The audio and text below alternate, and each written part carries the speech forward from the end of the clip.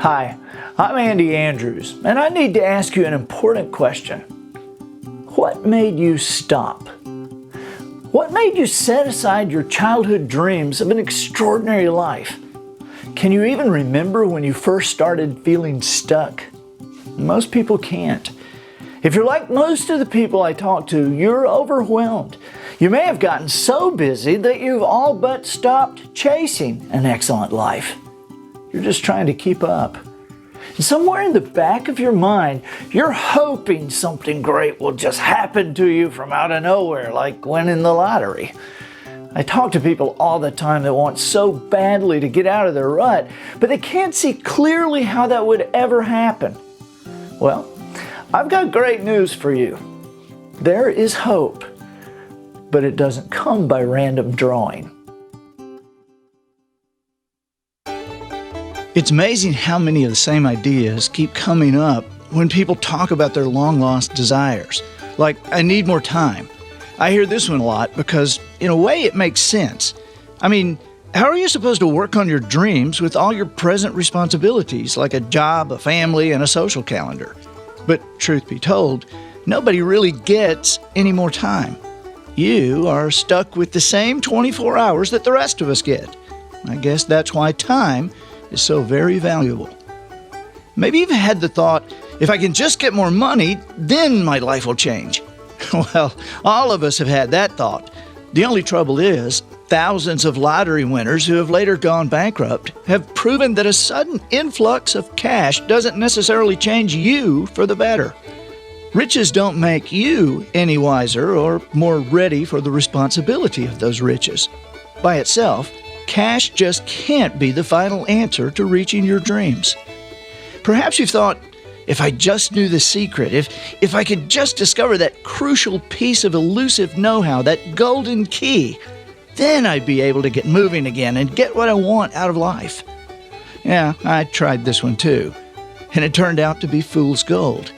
Now don't get me wrong, I'm a lifelong learner, and if there's a secret, I want to know it.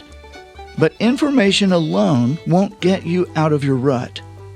In fact, I've built my entire career on the little-known fact that learning isn't enough. Because it wasn't enough. Certainly not for me. I've read literally hundreds of biographies of extraordinary people, and you know what? The information they taught me did very little good. You see, it wasn't what they taught me. It was where they brought me that really made the difference for me. Here, let me explain.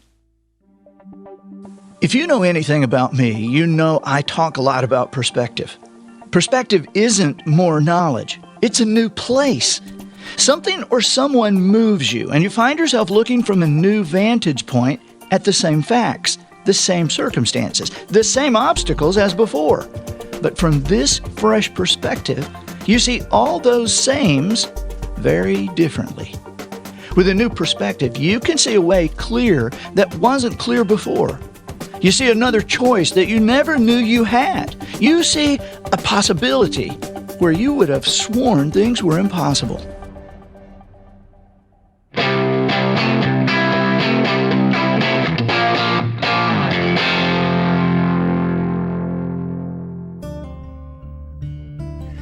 Remember when I asked you what made you stop? Well, I can tell you what stopped me. I was just a kid, a normal teenager, and lost both my parents in the same year. Less than 2 years after that, I'd lost all my money, which wasn't much, and I lost my place in this world, literally.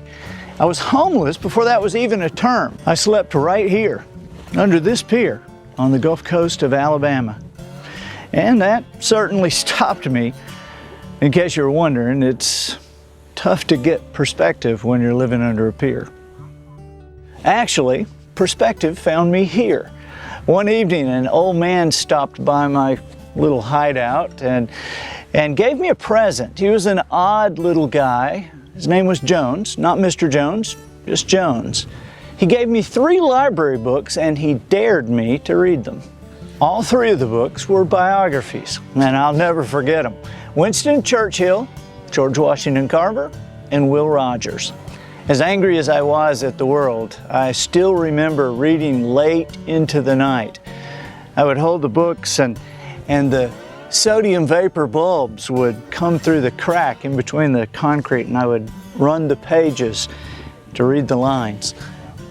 I eventually devoured my way through those 3 biographies, and then literally over a couple of hundred more. Sure enough, they gave me a whole new perspective on my troubles. But that wasn't all. You may be wondering, why biographies? Well, here's what I quickly discovered thanks to Joan's gift that night.